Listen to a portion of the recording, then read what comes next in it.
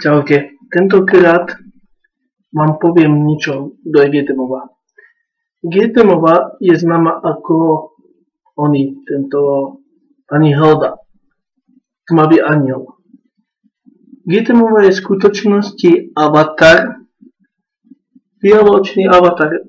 S väčšinou alebo je zobrazovaná s čiernymi očami, lenže to je klamstvo, alebo vytvára očný klam. V skutočnosti Getemova je vlastne fialoočný super avatar, ktorý svojou silou a svojim učením a celkovo je dosť taký, že dosť veľkú úctu má k nej ten človek.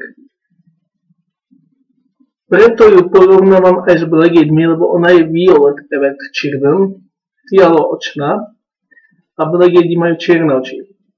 Preto väčšinou to videjko, čo tam je v súvislosti s Black Everami, má svoj význam aj v rámci duchovna, alebo v rámci duchov ako takých.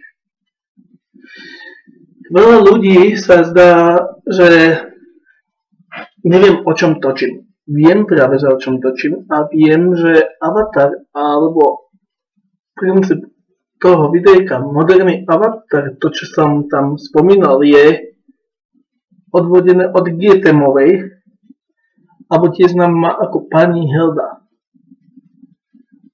Avatári neboli z Číny totiž. Getemova žila v Egypte.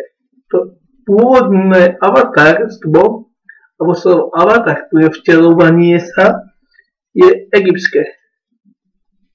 Takže v rámci tohto ostatného to všetko vysvetlí môj kanál Getemova YouTube.